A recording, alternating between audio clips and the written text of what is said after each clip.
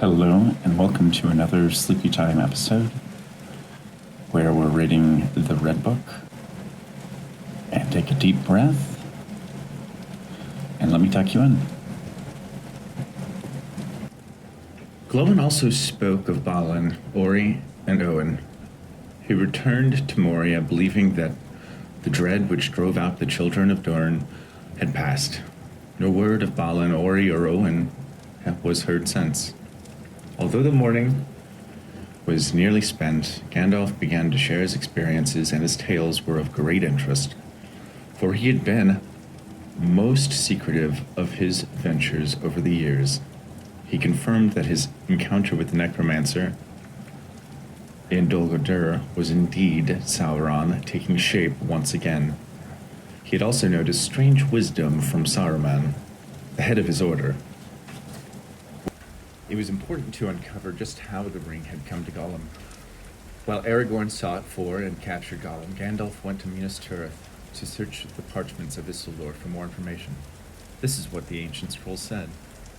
It was hot when I first took it, and my hand was scorched, so that I doubt if ever again I shall be free of the pain of it. Yet even as I write this, it has cooled, and it seemed to shrink, though it loseth neither its beauty nor its shape. Already the writing upon it, which at first was as clear as red flame, fadeth, and is now only barely able to read. It is fashioned in an elven script of Aragon. What evil it saith, I do not know, but I trace here a copy of it, lest it fade beyond recall. The ring missed maybe the heat of Sauron's hand, and maybe were the gold made hot again, the writing would be refreshed. But for my part, I will risk no hurt to this thing. It is precious to me, though I buy it with great pain. Indeed, Isildur's words made us all shudder when Gandalf recited them. He went further to tell us of how he came to me at Bag End and cast the ring into the hearth, confirming the same runes of red flame. That which Bilbo found and gave to me was indeed the one ring mentioned in Isildur's account. Gandalf's story suddenly became quite complex. He met another of his order, Radagast the Brown, lover of birds and friendly beasts, and asked him to bid any willing creature to gather any information they could and send the messages to Orthanc, where Saruman dwelt. Radagast confirmed that the 9 riders were already quite at large. Taking information back to Sauron was an error unforeseen. When Gandalf told Saruman that the One Ring had been found, the White Wizard of many colors revealed an air of evil intent. Suspicious of the reaction, Gandalf was reluctant to reveal where the ring was, and this displeased Sauron greatly. Gandalf was imprisoned for many days atop the Tower of Isengard. It was by the faithfulness of Radagast that word reached the great eagle, Gwaithir, on whose wings Gandalf was rescued. Strangely familiar this sounded to me, for it greatly resembled another one of the dreams I had while at the home of Tom Bombadil. Now I understood why Gandalf never returned to Bag End as promised, for the Grey Wizard is otherwise never late. Gwaithir took him to Rohan, where King Theoden had already deceived by lies and deceit of Greenmaw Wormtongue, a servant of Saruman's, pretending to be a trusting counselor of the reigning king of Edoras. Theoden would not heed Gandalf's warning and bade him to take a horse and depart. The horse was no less than the lord of all horses. His name was Shadowfax. Knowing that the riders were at large and had divided their forces, Gandalf sought for me at Bag End. But I was a full week departed. He went at once to Crickhollow, but found it empty.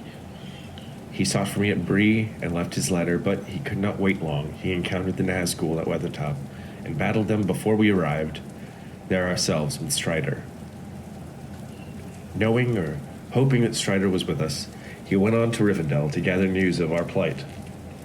It seemed that all had been told and that all the stories fit, yet there was one last matter of importance yet to be discussed.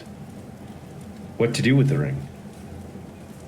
I was quite happy for the moment to know that I had done my part, and by some measure of good fortune and endurance had survived to hear the many long tales told on that bright morning. I trusted that this council of the wise would agree on the fate of the ring, so I listened in silence. The talk seemed less focused as suggestions floated about quite freely of hiding the ring, but the ring itself would call for Sauron and find its way back to him. Boromir wanted to keep the ring as an heirloom of Gondor, to use it against its creator. It was easy to see Isildur's misguided reasoning in Boromir's words, and the same error about to be made anew. Options were weighed, debated, and dismissed at length, until hunger and fatigue had taken most of us. It was at last determined that the ring had to be unmade, that it must be cast into the fires of Mount Doom. Knowing the powers of seduction the ring had, Sauron would not readily expect that anyone would or could destroy the ring. Yet, there was reason to believe that the mightiest warriors would draw Sauron's attention, while the weakest may pass unseen, but not survive. Bilbo volunteered on the grounds that he should be the one to end the turmoil he started by having found the ring at all. Although the members of the council looked upon my uncle with great respect, Gandalf put an end to this idea by saying that Bilbo had started nothing. The ring had come to him for good reason and purpose, but his days of bearing it were quite over. After a moment of levity over my uncle's sincere but useless offer, there was a long silence, the first of such moments all day. I was filled with the desire to remain in Rivendell, with Bilbo for a time, and remain in peace. But, as if by some other will than my own, I was astonished to hear the words from my own mouth declare that I would take the ring to Mordor, though I did not know the way. Part of me was quite prepared for rejection, which would have come as no offense, but Elrond's keen gaze shot right through me to my surprise. He reasoned that if I could not find a way, no one would. So there it was, thinking that my small part in the tale was over, treacherous as it might have already been. I again found myself burdened but with the dark task of being the bearer of the ring. Even as I write this, many months later, it continues to confound my better judgment as to how this came to be, although I indeed offered my services willingly. It would seem that others greater than I might have been better suited for such a daunting task, but the council itself revealed that men and elves failed trying to deliver the ring into the fires which it was made. Sauron would have expected the ring to be hidden, but he would also have found it after a time. He would not have expected the ring to be destroyed, for he knew that its lure had been so great for even the mightiest in Middle-earth. The ring must find its way into Mordor, but it could not be done easily without being seen. Yet it was strange but true that the last place the Dark Lord would imagine finding the ring would be right at his own doorstep. After our midday meal, the hobbits had a meeting of their own. It seemed that Sam had once again been eavesdropping in the morning council, and had determined for himself that he would go with me. Gandalf had once told him never to leave my side, and my dear Sam resolutely bound himself to that charge. And so it was that Elrond sent many scouts into the land for tidings of both ill and fair. We passed nearly 2 months at Rivendell. Aragorn, the sons of Elrond, who were called Elladan and Elrohir, and a host of elves went far afield in all directions for our sake.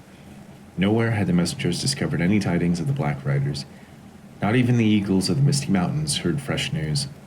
Neither had anything been seen of Gollum, whom Legolas claims had escaped from his prison in Mirkwood. Only 8 of the black steeds had been found drowned or otherwise perished, but no trace of the riders themselves had been noticed in many weeks. Autumn had passed, and winter gently robbed the bows of their hued adornments.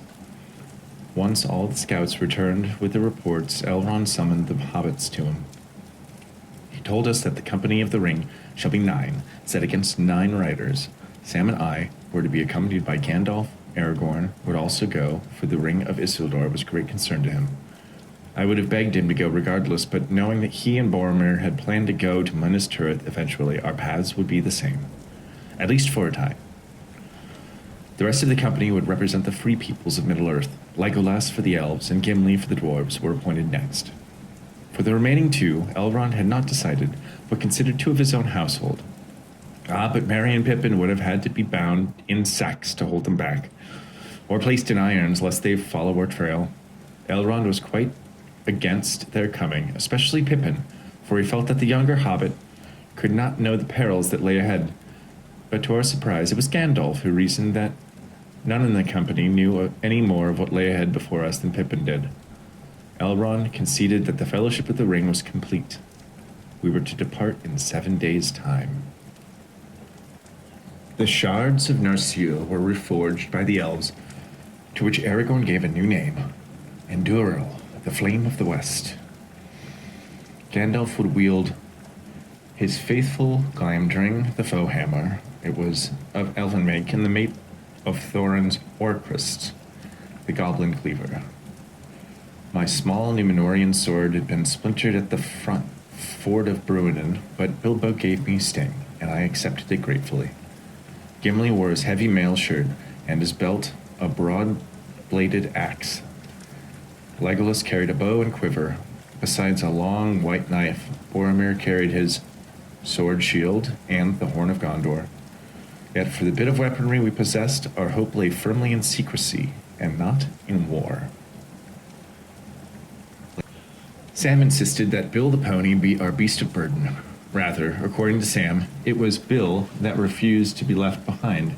Being the son of a gaffer, Sam was nearly overstocked with his prized cooking gear, a small supply of pipeweed, his small box of salt, and numerous other items belonging to me, which I had forgotten to pack that would later be brought out in triumph when they were called for. The one thing we wished for and did not have was a bit of rope, for this was the pride of the Gamgee family of the Shire village of Tightfield, being the names of Gammock, Gamwich, and Roper. For my part, Bilbo presented me with a parcel that seemed heavy for its size. It was his mithril vest, a shirt of close-woven rings studded in white gems. It was as supple as linen, yet harder than steel. Its belt was of pearl and crystal. As I removed my vest, I saw Bilbo staring at the ring, which was once his. He had a gentle desire to expression that suddenly turned hideous as he attempted to repossess the ring. This was not my dear uncle at the moment, that knew the ring had been possessed in his possession far too long, for he was still in some ways quite helpless against its evil influence. A moment later, the monstrous figure before me was Bilbo once again. Such remorse had he for what he had just done that he nearly broke down and apologized for having gotten me involved at all. I knew now more than ever how important it was this thing be destroyed, if not for the fate of Middle-earth, then at least for the sake of the one person who had always cared for me as his own son. On 25 December at dusk, we said our farewells and began our quest